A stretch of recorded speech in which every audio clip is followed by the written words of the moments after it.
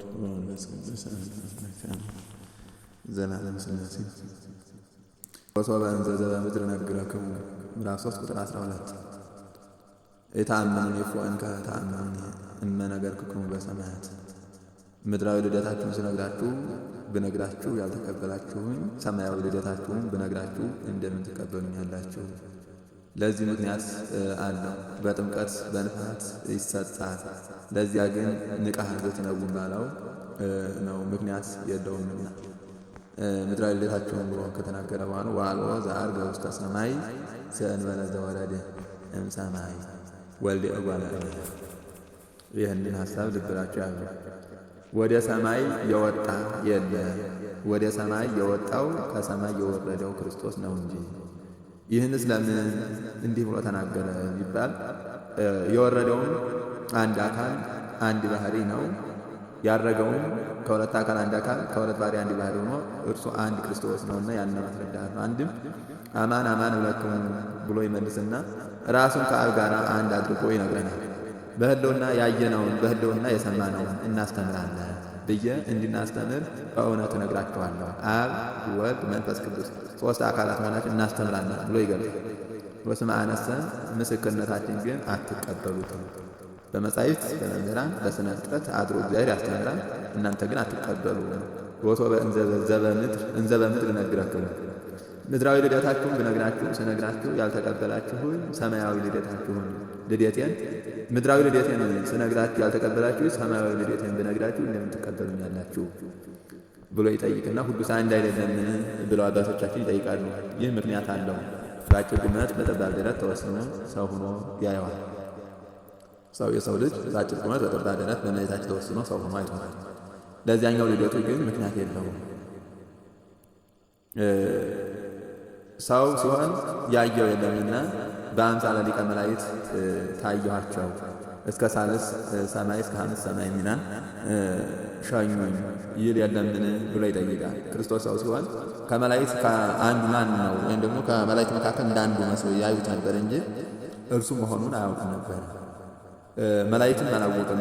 መላክን እያመረ ርዕሰ ልደቱ ለቃል ብሎ ይገልጸዋል። መላክ እንኳን አላወቀም የክርስቶስ ሰው መሆኑ ምስጢር እንዴት ሰው እንደሆነ እሱ ብቻ የሚያውቀው ድንቅ ምስጢር ነው። ወአልቦ ዘዐርገ ውስተ ሰማይ ዘእንበለ ዘወረደ እምሰማይ ሰማያዊ ሀብትን ሰማያዊ እውቀትን ገንዘብ ያደረገ የለም። ዘእንበለ ዘወረደ እምሰማይ ሰማያዊ ሀብትን ሰማያዊ እውቀትን ገንዘብ ያደረገ ከሰማይ የወረደው ክርስቶስ ነው እንጂ ብሎ ራሱን በሶስተኛ መደብ አልቆ ይናገራል። ወበከመ ሙሴ ሰቀሎ ለአብየ ምድር በገዳም ሙሴ እባብን በምድረ በዳ እንደሰቀለ ከማሁ አለው ለወልደ እጓለ እመሕያው ይሰቀል። የሰው ልጅ ክርስቶስ ይሰቀል ዘንድ አለው። ጌታ መሰቀሉ ስለምን ነው ብለው አባቶቻችን ይጠይቃሉ። ትንቢቱ ምሳሌው ሊደርስ ሊፈጸም ትንቢት ስቅልተ ትርያ እስራኤል ለሕይወትከ ወይታመነ ተብሎ ተነግሮ ነበር። ሕይወት የተባለ ክርስቶስ ተሰቅሎ ሳይዋጋ ወይታመነ አታምንበትም ብሎ አይሁድን አንድ አድርጎ አይሁድ ክርስቶስ ተሰቅሎ አዩት፣ ነገር ግን አላመኑም፣ አልተጠቀሙም። ምሳሌም ጌታ እስራኤልን ከደመና መና ወርዶ ከጭንጫ ውሃ ፍልቆ ቢመግባቸው ከዚህ ምድሩ ብቅ ሰማዩ ዝቅ ቢልለት ከደጋ ላይ ቢሆንለት የውጭ ተዝካር እያቀረበ እያበጃጀ ውሃውን እያረጋ መና መገብኳችሁ ይላል እንጂ ይክፍል እግዚአብሔር ሰሪያ መደረገ። አስቡት የእስራኤል ልብ ክፋት። መሬቱ ሰማዩ ዝቅ መሬቱ ብቅ ቢልለት ነቅ ውሃ ቢገኝ ያንን እንደ በረዶ እያረጋ መገብኳችሁ ይለናል እንጂ ቢግፍኑ እግዚአብሔር ሰሪያ ማዕድ በገዳም በቆላ ቢሆንና ባልተቻለው ነበር ብለው እግዚአብሔርን አሙት። ሀነይ ወለ እግዚአብሔር በመዝሙር ላይ ተናግሯል። ጌታም የእርሱን ካህሊነት የእነርሱን ሐሰት ለመግለጥ ሙሴን አውርዶሙ ቆላ ተሐራሴሁ ብሎ ነቃናይ የሌለበት በረሃ ነው። በዚያ ይዟቸው ወርዷል። መና ዘንሞላቸዋል፣ ውሃውን ፈልቆላቸዋል። ነገር ግን ነዝር የሚባል እባብ እየነከሰ ፈጅቷቸዋል። በዚህን ጊዜ ሙሴን ከእኛ ስህተት ኃጢአት አይታጣምና ወደ እግዚአብሔር አመለክትልን ብለው ማልደዋል። ወደ እግዚአብሔር ቢያመለክትላቸው ጽሩዩን ብርት አሬ አስመስለህ ሰርተህ አንብቦሙ ሀበ እለይቴኒ በሚገናኙበት አደባባይ ከእንጨት ላይ ስቀልላቸው። ያልጠናባቸው መልኩን አይተው የጸናባቸው ድምፁን ሰምተው ይድናሉ ብሎ እግዚአብሔር ለሙሴ አመለከተው። ሙሴም እንዳዘዘው አደረገ። ያልጸናባቸው መልኩን አይተው የጸናባቸው ድምፁን ሰምተው ድነዋል። አርዌ ምድር የዲያብሎስ ምሳሌ ነው። አርዌ ብርት የጌታ ምሳሌ ነው። ያዙ ይህ ምሳሌ። አርዌ ምድር መርዛም ነው። ዲያብሎስ ጎድ ነው፣ ክፉ ነው። አርዌ ብርት መርዝ የለውም፣ የጌታ ምሳሌ ነው። ያ አርዌ ምድሩ እስራኤልን ገድሏቸዋል። አርዌ ብርቱ ደግሞ መልኩን አሳይቶ ድምፁን አሰምቶ እስራኤልን ፈውሷቸዋል። በአርዌ ምድር መርዝ እንዳለበት በዲያብሎስ ፍዳ ኃጢአት አለበት። በአርዌ ብርት መርዝ እንደሌለበት በጌታም ፍዳ ኃጢአት የለበትም። ጽሩይ እንደሆነ ጌታም ጽሩይ ባህሪ ነው። አርዌ ብርት በአርዌ ምድር አምሳል መሰቀሉ ጌታም በአርያ እኩያን ለመሰቀሉ ምሳሌ፣ በአውሬው አምሳል አርዌ ብርቱ ተሰቀለ። ጌታም በበደለኞች አምሳል ሆኖ ከሁለቱ ወንበዴዎች ጋር ተሰቀለ። ተወለቆ ምስለ ጌጉያን ያለው ለዛ። ይህንም ሊቁ ከመ ይደምረን ምስለ ነፍሳተ ጻድቃን ከኃጥአን ከእኩያን ጋር ተቆጠረ፣ እኛን ከጻድቃን ነፍሳት ጋር ይደምረን ዘንድ ብሎ ይነግረናል። መልኩን አይተው ድምፁን ሰምተው የዳኑ ከቃሉ ሰምተው ያመኑ ናቸው። መልኩን አይተው ድምፁን ሰምተው የዳኑ ከቃሉ ሰምተው ያመኑ የዳኑ፣ ድምፁን ብቻ ሰምተው የዳኑ ከእርሱ በኋላ ከክርስቶስ በኋላ ከተነሱ መምህራን ከሐዋርያት ከሊቃውንት ከሰብዓ አርድእት ተምረው ያመኑ የዳኑ የምእመናን ምሳሌ ነበር። ልብ በሉ። ያ አርዌ ምድር አርዌ ብርት ዛሬ አባቶቻችን ሊቃነ ጳጳሳት የእባብ ምስል ያለው በትር ይዘው የምታዩት ያ እስራኤል በነድር እባብ ተነድፎ ሳለ ከመከራ የዳኑበት የሙሴ በትር ነው። ዛሬ አባቶቻችን ያንን የሚይዙት ጥበቃቸው እንደ ሙሴ ለምእመናን ለበጎቹ ሙሴ ለእስራኤል ራሱን ሰጥቶ ጥሴን መጽሐፈ ሕይወት ብሎ ራሱን ሰጥቶ እንደ መራ እስራኤልን እነርሱም ራሳቸውን ሰጥተው ሕይወታቸውን ሰጥተው ለሕዝባቸው ተላልፈው ተሰጥተው ሕዝባቸውን እንዲጠብቁ በጎ እረኛ ናችሁ ሲባሉ የበጎ እረኝነታቸው ምልክት ሲሆን አርዌ ብርት ይዘው ይታያል። የእባብ ምስል ሆኖ ሲያዩት ዛሬ አላዋቂ ሰዎች ከሌላ ጋር አያይዘው ግራ ይገባቸዋል። አይደለም፣ ያ መርዝ የሌለው እባብ ነው። መርዝ ያለው እባብ እስራኤልን ሲያጠፋ መርዝ የሌለው እባብ ድምፁን አሰምቶ መልኩን አሳይቶ በዓላማ ተሰቅሎ እንዳዳነ ያ መርዝ የሌለው አርዌ ብርት ከብረት የተሰራ የባህር የነሐስ እባብ የነሐስ ምስል የተሰራው በእባብ ቅርጽ የተሰራው ምስል የክርስቶስ ምሳሌ ነበረ። በዚያ እንደተፈወሱ እንደዳኑ እስራኤልን ዓለም ሁሉ በክርስቶስ የመዳኑ ምስጢር ከመኩሉ ዘአምና ቦቱ ኢይትሐጎ በእርሱ ያመነ ሁሉ እንዳይጎዳ አላ ይህ ያው ሕይወተ ዘላለም ለዘላለም ይድን ዘንድ እንጂ። አንድም በእርሱ ያመነ አይጎዳም፣ በእርሱ ያመነ ለዘላለም ድኖ ሕያው ሆኖ ይኖራል እንጂ ይለናል። እስመ ከመዝ አፍቀሮ እግዚአብሔር ለዓለም እስከ ወልዱ ዋሕዱ መጥተው ሀበ ቤዛ ለኩሉ አንድ ልጁን ለሁሉ ቤዛ አድርጎ እስከ መስጠት ድረስ እግዚአብሔር ዓለምን ወዶታልና ይለናል። አንድ ልጁ ዓለምን የወደደው አንድ ልጁ ለሞት እስከ መስጠት ድረስ ከመኩሉ ዘያምኑ ቦቱ ኢይትሐጎ በእርሱ ያመነ ሁሉ እንዳይጎዳ አላ ይረክብ ሕይወተ ዘላለም የዘላለም ድኅነትን ያገኝ ዘንድ ነው እንጂ። አንድም በእርሱ ያመነ ሁሉ አይጎዳም። አላ ይረክብ ሕይወተ ዘላለም የዘላለም ድኅነትን ያገኛል እንጂ። እስመ ይፈንው እግዚአብሔር ለወልዱ ውስተ ዓለም ከመ ይኰንኑ ለዓለም እግዚአብሔር በዚህ ዓለም በዓለም ላይ ሊፈርድበት ልጁን ወደዚህ ዓለም አልሰደደም አለ። ዘእንበለ ከመ ያሕየው ለዓለም በእንቲአሁ እርሱ ስለ ካሰለት ያድነው ዘንድ ነው እንጂ። አንድም ደግሞ አስቀድሞ ያልተፈረደበት ሆኖ ሊፈርድበት አልሰደደውም። በዓለም ሊፈርድ አይደለም። ቀድሞ የተፈረደባቸውን ፍርድ ዘእንበለ ከመ ያሕየው ነው። ተፈርዶባቸዋልና ቀድሞ በሞት በፍዳ ተይዘዋልና ከተፈረደባቸው ፍርድ ሊያድናቸው ዓለምን ከተፈረደበት ፍርድ ነፃ ሊያወጣ ነው እንጂ። አንድም በሥጋው ሊፈርድበት አላከውምና እጅ ለሌለው እጅ፣ እግር ለሌለው እግር፣ ዓይን ለሌለው ዓይን ሊሰጠው ነው እንጂ። በዮሐንስ 9 ስንሄድ ዓይን የሌለውን ዓይን ሰጥቶታል። እነ መጻጉዕን ስናይ ሕዋሳታቸው ሽባ ሆኖ ሲኖሩ ሕዋሳታቸው እንዲረጡ አድርጓል። እነ ጉህቁት ወይም ደግሞ ሰውነታቸው ወገባቸው ገብጦ አጥንታቸው ተሰብሮ የነበሩትን እነሱን ሊጠግን ወደዚህ መጥቷል እንጂ ሊፈርድ አልመጣባቸውም ይላል። ሊቀጥፋቸው አይደለም ሊያድናቸው ነው እንጂ፣ ሊያስለቅሳቸው አይደለም ሊያስደስታቸው ነው እንጂ፣ ሊያሳዝናቸው አይደለም ሊያረጋጋቸው ነው እንጂ። አንድም በመንፈሳዊው ቅሉ ሊፈርድበት አልሰደደውም። ተሃድገ ለከ ኃጢአትከ ተሃድገ ለኪ ኃጢአትኪ እያለ ስርየተ ኃጢአት ሊሰጥ ነው ይላል። ዘያምን ወቱ ኢይትገነን በእርሱ ያመነ አይፈረድበትም። ወዘሰ የአምነ ወቱ ወዳአ ተኮነነ በእርሱ ባላመነ ግን ፈጽሞ ይፈረድበታል ይላል። በእርሱ ያመነ አይፈረድበትም፣ በእርሱ ያላመነ ግን ፈጽሞ ይፈረድበታል። እስመ የአምነ በስመ ወልደ እግዚአብሔር ዋሕድ አለ በአንድ በእግዚአብሔር ልጅ አላመነምና። ዋሕድ ያለውን ለመለኮታዊ ባህል ለአንድነቱ ለእርሱም ይገልጽልናል። ዋሕድ አንድ የሆነ እርሱ አንድ የሆነ አምላክ በእርሱ ላመነ ሁሉ ሕይወትን ሊሰጥ በእርሱ ያላመነ ሁሉ በራሱ ፈጽሞ ይኮነናል ብሎ ይገልጽልናል። እስመ የአምነ በስመ ወልደ እግዚአብሔር በአንድ በእግዚአብሔር ልጅ አላመነምና። በአካል ሦስት በስም በግብር አካል ሦስት በባህሪ በሕልውና በፈቃድ በሥልጣን በመለኮት በአገዛዝ አንድ ብሎ አላመነምና ይላል።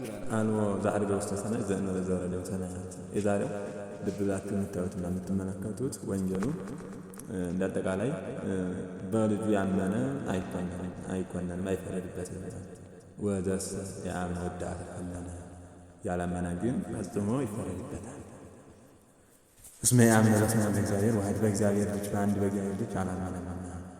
ወዝውእቱ ኩነኔው ፍርዱም ይህ ነው አለ። እስመ ብርሃን መጻ ውስተ ዓለም ብርሃን የተባለ ክርስቶስ ብርሃን ክርስቶስ ወደ ዓለም መጥቷልና። ወአብደረ ሰብእ ጽልመተ እምብርሃን ይህ ነው የሚያሳዝነው። ሰው ከብርሃን ጨለማን ከእውቀት ድንቁርና ከክርስቶስ ሰይጣንን ከወንጌል ኦሪትን ወጥቷልና ብሎ ይገልጽልናል። ሰው ምንን ወደደ? ጨለማን ወደደ። ከብርሃን ጨለማ ከእውቀት ድንቁርና ከክርስቶስ ሰይጣንን ከወንጌል ኦሪትን ወዷልና ብሎ ይገልጽልናል። ያሁን ሁሉ የምታዩት በጨለማ ውስጥ ያለው ሕዝብ ይህን ወዶ ከብርሃን ጨለማን ወደደ፣ ከእውቀት ድንቁርናን የወደደ ከክርስቶስ ሰይጣንን የወደደ በሰይጣን ግብር መመላለስ ሰይጣንን መውደድ ነው። አልማርም ማለት ድንቁርናን መውደድ ነው። አስቡት። አልማርም ማለት ድንቁርናን መውደድ ነው። በጥቃቅን ነገር በጥርጥርና በጭንቀት ውስጥ መኖር ከብርሃን ጨለማን መምረጥ ነው። ተስፋ ቢስ መሆን ጨለማን መምረጥ ነው። ከወንጌል ኦሪትን ወዷልና ማለት ወንጌል ፍቅርን አድርግ፣ ይቅርታን አድርግ፣ ምሕረትን አድርግ እያለች የመከራቸው በቃልን ክፋትን ተንኮልን ሲያስብ በዛው በጨለማ ውስጥ መኖር ወዷል። በዛው በጨለማ ውስጥ መኖር ነው የወደደው። እስመ እኩይ ምግባሩ ይጸልይሃን ስራው ክፉ ስለሆነ አለ። እስመ እኩይ ምግባሩ ስራው ክፉ ስለሆነ ይገልጽና እስመ ኩሉ ዘእኩይ ምግባሩ ይጸልይሃን ምግባሩ ክፉ የሆነ ሰው ሁሉ ብርሃንን ይጠላልና። ወኢይመጽእ ሀበ ብርሃን ወደ ብርሃን አይመጣም። ከመ ኢይትከሰቶ ምግባሩ ስራው እንዳይገለጽበት። እስመ ውእቱ ስራው ክፉ ነውና። አስቡት። አይነ ዘማዊ ይጸንዕ ጽልመተ ወይጼልል ዲበ ገጸ ብሎ ለውጦ ያነበል። ዘማዊ ሌሊትን፣ ሌባ ሌሊትን፣ ነፍሰ ገዳይ ሌሊትን ጨለማ ነው ብርሃንን ይጠላል። የሌባ መንቀሳቀሻው በሌሊት ነው። የዘማዊ መንቀሳቀሻው በሌሊት ነው። የነፍሰ ገዳይ መንቀሳቀሻው በሌሊት ነው። ለምን ካላችሁ ጨለማን ተገን አድርጎ ክፉ ስራው ሳይገለጥበት ከክፉ ስራው ጋር ተባብሮ መኖርን ይወዳልና። ወዘሰ ጽድቀ ይገብር ይመጽእ ሀበ ብርሃን ስራው በጎ የሆነ ሰው ግን ወደ ብርሃን ይመጣል። ከመ ያስተሪ ምግባሩ ስራው ይገለጽ ዘንድ። እስመ በእንተ እግዚአብሔር ይገብር ስለ እግዚአብሔር ብሎ ስራውን ይሰራዋል ማለት ስራው በጎ ስለሆነ። አንድም እስመ ኩሉ ዘእኩይ ምግባሩ ብሎ ይመልስና ስራቸው ክፉ የሆነ ጸሐፍት ፈሪሳውያን ወደ ብርሃን ክርስቶስ አይመለሱም። አንድም ስራቸው ክፉ የሆነ አይሁድ፣ አንድም ደግሞ ስራቸው ክፉ የሆነ ሰዎች ስራቸው ክፉ የሆነ ሕግ አልባ አሕዛቦች ብርሃንን ይጠላሉ። ስራቸው ክፉ ነውና ክፉ ስራቸው እንዳይገለጥላቸው ብርሃንን ጠልተው ይኖራሉ። ክፉ ስራቸው እንዳይገለጥ በክፉ ስራቸው ውስጥ የክፋታቸውን ውጤት እያጣጣሙ በክፋት ውስጥ ይኖራሉ። ማን? ፈሪሳውያን፣ አይሁድ፣ አሕዛብ ብሎ ይገልጻቸዋል። አሕዛብ ጌታን ይጠላሉ። ወኢይመጽእ በጌታ አያምኑም። ወኢይመጽእ ሀበ ብርሃን አለ። በጌታ አያምኑ ከመ ኢይትከሰት ምግባሩ ስራቸው እንዳይገለጥ እስመ እኩይ ውእቱ ስራቸው ክፉ ስለሆነ ወዘሰ ጽድቀ ይገብር ስራቸው በጎ የሆነ ሐዋርያት ግን ስራቸው በጎ የሆነ አይሁድ ግን አንድም ስራቸው በጎ የሆነ አሕዛብ ግን በጌታ ያምናሉ። ስራቸው ይገለጽ ዘንድ ስራቸው በጎ ስለሆነ ብሎ የገለጸው። ኃጢአት ሲበዛብን እግዚአብሔርን እንጠራጠረዋለን። ከእግዚአብሔር እቅፍ መውጣት እንፈልጋለን። ተስፋ እንቆርጣለን። በክፉ ስራችን ራሳችን ማረጋጋት ይሳነናል። ስራው ክፉ የሆነ ሁሉ ብርሃንን ይጠላል። በብርሃን መመላለስ አይወድም። ስራው ክፉ የሆነ ሁሉ ንጹሐንን አይወድም። ስራው ክፉ የሆነ ሁሉ በጎ ነገሮች ሁሉ አይወድም። ለምን? የእሱ ክፋት በበጎ ነገር ፊት መቆም አይችልምና። ከመ ኢይትከሰት ምግባር የእያንዳንዱ ስራው እንዳይገለጥ፣ ሌባ ሌሊት የሚሄደው ስራው እንዳይገለጥ እንዳይያዝ፣ ዘማዊ ሌሊት የሚሄደው ስራው እንዳይገለጥ እንዳይታወቅበት ነው። ነፍሰ ገዳይ ሌሊት የሚሄደው ስራው እንዳይገለጥ ሰው እንዲያውቀው። ክፉ ስራ ያለበት ሰው ሌሊት ይሄዳል ማለት በጨለማ ውስጥ ነው። በንስሐ ሕይወት አይመላለስም። ከሃይማኖት እየራቀ ከምግባር እየተለየ ዓለማዊ ዘላን ሆኖ መኖርን ይመርጣል። ለምን ከተባለ ክፉ ስራውን ከእሱ ካላራቀ ክፉ ስራው እንዳይገለጥበት በክፋት ዓለም ውስጥ መኖርን ይወዳል። እግዚአብሔር ከክፋት ዓለም ውስጥ አውጥቶ በበጎ ዓለም በበጎ ሕይወት እንድንኖር እግረ ልቡናችንን ያቅናልን። ክፉ ስራ ያለበት ሁሉ ብርሃንን ይጠላል፣ ክፉ ስራው እንዳይገለጥ። ለዚያ ውሸታሞች እውነተኞችን ይጠላሉ፣ ይነቅፋሉ። ነፍሰ ገዳዮች ንጹሐንን ያሳድዳሉ። ኃጢአተኞች ጻድቃንን ይገፋሉ። አመንዝራዎች ደናግላንን ንጹሐንን ይጸየፋሉ። የነሱ አመንዝራነት፣ የነሱ ነፍሰ ገዳይነት፣ የነሱ ክፋት እንዳይገለጥባቸው ስለሚወዱ የራሳቸው ስራ ራሳቸውን ያሳድዳቸዋል። የራሳቸው ክፋት ራሳቸውን አስሮ ተብትቦ ሲያስጨንቃቸው ይኖራል። በጨለማ ውስጥ እንዲኖሩ ያደርጋቸዋል። ጨለማ ለጨለማ መመላለስን ያስወድዳቸዋል። ለምን? ክፉ ስራቸው እንዳይገለጥ። ክፉ ስራ ሲኖርብን ካያችሁ ካወቃችሁ የገደለ ያመነዘረ ወይም ደግሞ የዘሞተ በሰው ፊት መቆም አይፈልግም። ሰው እንዲያየው አይፈልግም። ለምን ከተባለ ክፉ ስራው እንዳይገለጥበት፣ ክፉ ስራ ያሳፍረዋልና ብርሃንን እንዲጠላ ያደርጋል።